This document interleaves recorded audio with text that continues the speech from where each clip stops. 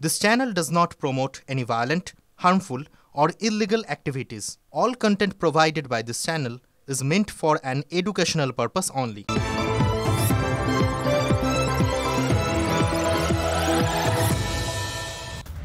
নমস্কার, news top 9 আপনাকে স্বাগত। আমি দীপ রয়েছে আপনার সঙ্গে। শুরুতে একটা বড় খবরের নজর রাখতেই হচ্ছে জুনিয়র ডাক্তারদের সাসপেনশনের প্রতিবাদ। আগামীকাল সকাল 8টা থেকে পূর্ণ কর্মবিরতির ডাক মেদিনীপুর মেডিকেলের জুনিয়র ডাক্তারদের। এই মুহূর্তের বড় খবর জানিয়ে রাখি আপনাদের, স্যালাইন কাণ্ডে জেরে মেদিনীপুর মেডিকেলের 12 জন চিকিৎসককে সাসপেন্ড করা হয়েছে। তাদের মধ্যে 6 জন সিনিয়র এবং 6 জন জুনিয়র ডাক্তার। আর সেই সাসপেনশনের বিরুদ্ধেই এবার মেদিনীপুর মেডিকেল কলেজে পূর্ণ কর্মবিরতির ডাক দিলেন জুনিয়র চিকিৎসকরা। আরও বিস্তারিত জানবো, সহকর্মী দেবব্রত রয়েছেন আমাদের সঙ্গে। দেবব্রত, এখনো পর্যন্ত জুনিয়র ডাক্তাররা তাদের কি বক্তব্য, কি বলছেন তারা? দেখো, জুনিয়র ডাক্তারদের একদম পরিষ্কার বক্তব্য। তারা প্রায় 4 ঘন্টা থেকে 4.5 ঘন্টা রিভিউ মিটিং করেছে। মিটিং করার শেষে তারা পরিষ্কার জানিয়ে দিয়েছে যে তারা সম্পূর্ণ কর্মবিরতিতে যাচ্ছে আগামীকাল 8টা থেকে। যদিও প্রাথমিকভাবে অ্যানেস্থেসিস বিভাগ এবং গাইনো এই দুই বিভাগের জুনিয়র ডাক্তাররা প্রথমে কর্মবিরতির ডাক দিয়েছিলেন। পরবর্তী ক্ষেত্রে মেদিনীপুর মেডিকেল কলেজের সমস্ত বিভাগের জুনিয়র ডাক্তাররাই কিন্তু এই কর্মবিরতিতে অংশগ্রহণ করছেন এবং তারা পরিষ্কারভাবে জানিয়ে দিয়েছেন এই সাসপেনশন যদি উইথড্র না করা হয় বা এই তদন্ত ঠিকঠাকভাবে না আগায় তাহলে কিন্তু এই কর্মবিরতি আগামী দিন চলবে। কিন্তু দেবব্রত, জুনিয়র ডাক্তাররা যদি কর্মবিরতির ডাক দেন তাহলে আগামীকাল থেকে মেদিনীপুর মেডিকেলে তো স্বাস্থ্য যে ব্যবস্থা, যে স্বাস্থ্য পরিষেবা, সেটা কার্যত অচল হয়ে পড়বে। একদমই সেই আশঙ্কা কিন্তু থেকেই যাচ্ছে। কেননা আরজিকর ইস্যুতে আমরা দেখেছিলাম মেদিনীপুর মেডিকেল কলেজ হাসপাতালে আরজিকর ইস্যুর সাথে তুলনা করেই এবং আরজিকর ইস্যু সামনে রেখেই কিন্তু যে আন্দোলন চলছিল তাতেও আমরা দেখেছিলাম যে চিকিৎসা ব্যবস্থার হাল কি হয়েছিল, পরিষেবা কি জায়গায় গিয়ে পৌঁছেছিল। ঠিক সেই আশঙ্কাই কিন্তু করছেন। কিন্তু এবার যেটা ঘোষণা করেছেন জুনিয়র ডাক্তাররা যে তারা সম্পূর্ণ কর্মবিরতি, এমার্জেন্সি বিভাগ থেকেও নিজেদেরকে তুলে নেবেন বলে কিন্তু পরিষ্কার জানিয়ে দিয়েছে। অনেক ধন্যবাদ নজর রাখা পরিস্থিতির উপরে।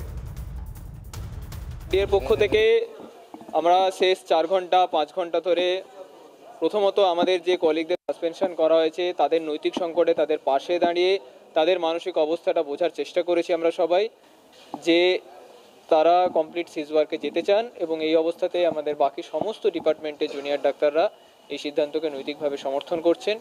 সত্যি ক্ষেত্রেই দেখা যাচ্ছে যে এত গাফিলতি, এত দুর্নীতি, এত অভিযোগ, এত কিছু থাকা সত্ত্বেও কোনো একটা জায়গাতে যেখানে জুনিয়র ডাক্তাররা যাদের উপর ভাইসেরিয়াস লায়াবিলিটি থাকে, যে সিনিয়র ডাক্তারদের তত্ত্বাবধানে তারা কাজ করেন এবং সত্যি কথা বলতে সেদিন যারা কিছু একটা ভালো করার চেষ্টা করছিলেন, রোগীদের বাঁচানোর চেষ্টা করছিলেন, সেখানে তাদেরকেও হঠাৎ করে তদন্ত প্রাথমিক অবস্থাতেই একেবারে সবাইকে সাসপেন্ড করে দেওয়া হলো। যারা মানসিকভাবে একেবারে ভেঙে পড়েছেন তাদের বিরুদ্ধে এফআইআর লজ করা হলো। তো এই সব জায়গা থেকে এই সিদ্ধান্তটাতে আমরা সবাই খুব বাকরুদ্ধ, বিহ্বল হয়ে পড়েছিলাম এবং সেই জায়গা থেকে সিদ্ধান্তটাকে আমরা কেউই মেনে নিতে পারিনি এবং আমাদের সহকর্মীদের পাশে দাঁড়িয়ে তাদের কমপ্লিট সিজওয়ার্কের সিদ্ধান্তকে সমর্থন জানিয়ে বাকি সমস্ত ডিপার্টমেন্টে জুনিয়র ডাক্তার যারা রয়েছেন, পিজিটি, ইন্টার্ন, হাউস স্টাফ সবাই মিলে কমপ্লিট সিজওয়ার্কের ঘোষণা করছে।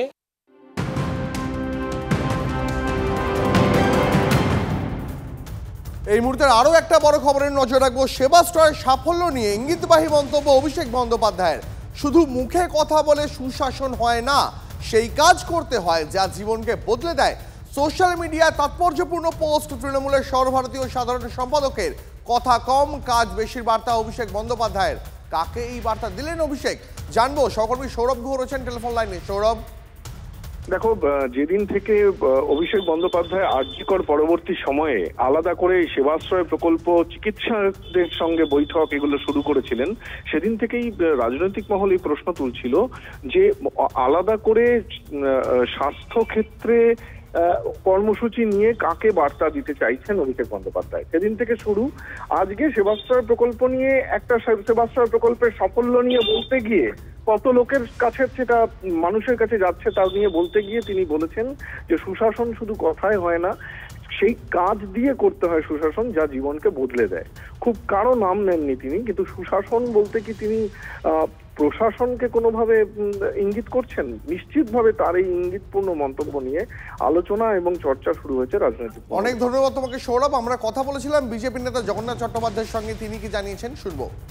ঠাকুর বলেছেন বেশি কথার বেশি দোষ, ভেবে চিনতে কথা কোষ। এখন আবার যুবরাজও নাকি বলছেন যে কাজ বেশি কথা কম। কার জন্য বলছেন? তার পিসিমণির জন্য, যিনি দৈববাণীর মতো নবান্নে বসে রোজ 50 মিনিট থেকে 1 ঘন্টা 1.5 ঘন্টা প্রেস কনফারেন্স করতে থাকেন, রাজ্য কিভাবে চলা উচিত, মানুষের কি ভুল, মানুষের কি ভালো, এসব বলতে থাকেন।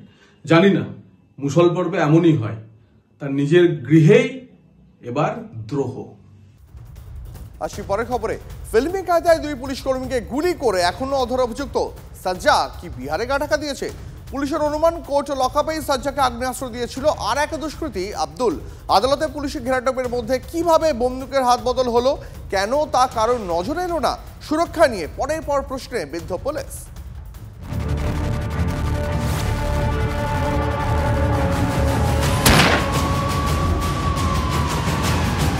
আদালত থেকে হেফাজতে ফেরার পথে 2 পুলিশ কর্মীকে গুলি করে পগার পাওয়ার আসামি। গোয়ালপুকুরের পাঞ্জিপাড়ায় একেবারে ফিল্মি কায়দায় অ্যাকশন। খুনের মামলায় বিচারাধীন বন্দী সাজ্জাক আলমকে আদালত থেকে জেলে নিয়ে যাচ্ছিল পুলিশ। প্রস্রাব করার কথা বলে প্রিজন ভ্যান থেকে নেমে পাহারায় থাকা 2 পুলিশ কর্মীর ওপরে গুলি চালায় অভিযুক্ত। একটি সিসিটিভি ফুটেজ পুলিশের হাতে এসেছে। তাতে গুলি চালানোর পর চাদর গায়ে জাতীয় সড়ক ধরে সাজ্জাককে ছুটে পালাতে দেখা গেছে। এরপর চাদর ফেলে বাইকের পিছনে বসে চম্পট দেয় সাজ্জাক। বড় প্রশ্নচিহ্ন হয়ে দাঁড়াচ্ছে, পুলিশ কেন এত কিছুর পরেও কোনো নিরাপত্তা নিজের সুরক্ষা রাখতে পারলো না? অন্যদিকে পুলিশের কোনো রকম কোনো কিছু এই বিষয়ে ইনফরমেশন কেন ছিল না? কোথায় পালালো সাজ্জাক? বিহার, নেপাল নাকি বাংলাদেশে? তদন্তকারীদের অনুমান বিহারেই আত্মগোপন করে থাকতে পারে সাজ্জাক। বাংলাদেশেও পালানোর ছক রয়েছে। বাংলা বিহার সীমানা সিল করে নাকা তল্লাশি চললেও এখনো তার নাগাল পায়নি পুলিশ। সাজ্জাক এবং আব্দুলকে ধরতে 2 লক্ষ টাকা করে পুরস্কার ঘোষণা করেছে পুলিশ। কিন্তু যে প্রশ্ন বারবার ঘুরে ফিরে আসছে, বিচারাধীন বন্দী আগ্নেয়াস্ত্র পেল কোথা থেকে? পুলিশের দাবি, বন্দুক কেড়ে পুলিশের ওপর গুলি চালানো হয়নি, ওই আগ্নেয়াস্ত্র পুলিশের ছিল না। ইসলামপুর কোর্ট লকআপেই অস্ত্র পেয়েছে সাজ্জাক। অস্ত্র দিয়েছে জামিনে থাকা আরেক দাগী অপরাধী আব্দুল।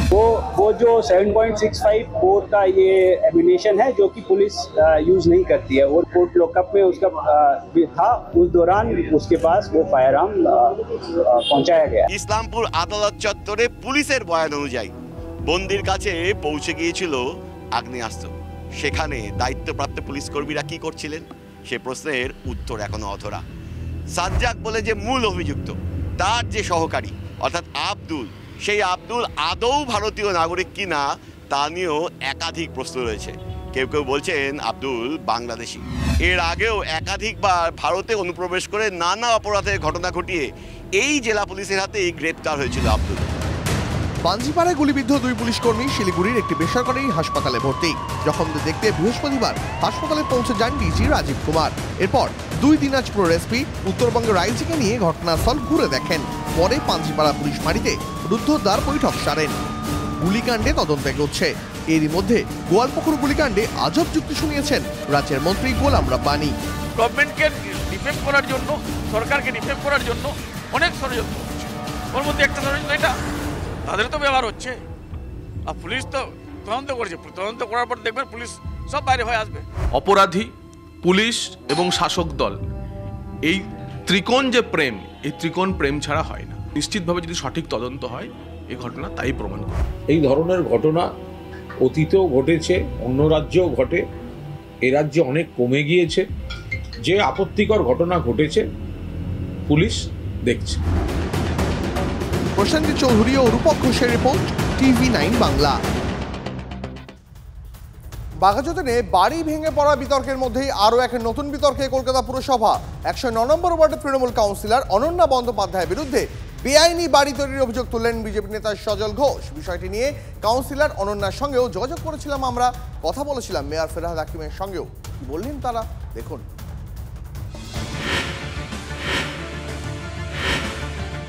বাঘাযতীনে বহুতল বিপর্যয়ের পর এই মুহূর্তে বড় বিতর্কের মুখে দাঁড়িয়ে কলকাতা পুরসভা। যে বাড়ি জলার উপরে তৈরি, যে বাড়ি অনুমতি ছাড়াই মাথা উঁচিয়ে দাঁড়িয়ে, সেই বাড়ি থেকে কিভাবে ট্যাক্স নিচ্ছিল পুরসভা? এ নিয়ে যখন জোর টানাপোড়েন চলছে, তখনই আরও এক বিস্ফোরক অভিযোগ তুললেন বিজেপি নেতা সজল ঘোষ। এই বাড়িটি দক্ষিণ কলকাতার সন্তোষপুরের হাতিবাড়ি নামে পরিচিত।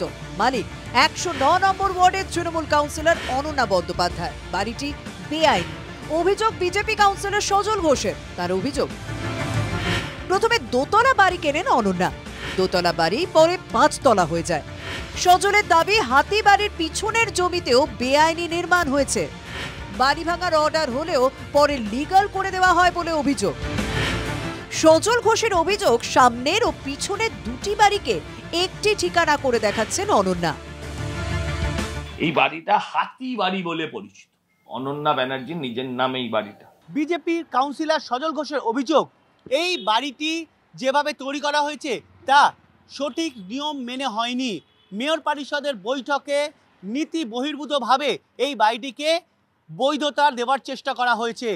এমনকি ফিরহাদ হাকিম এ ব্যাপারে স্থানীয় কাউন্সিলরকে সাহায্য করেছেন বলেও সরাসরি অভিযোগ এনেছেন বিজেপি কাউন্সিলর সজল ঘোষ। সজল ঘোষের অভিযোগ উড়িয়ে দিয়েছেন কাউন্সিলর অনন্যা। আমার কাছে যে অ্যাড্রেসটা উনি বলছেন সেই অ্যাড্রেসের বাড়িটির সমস্ত লিগ্যাল পেপারস আছে।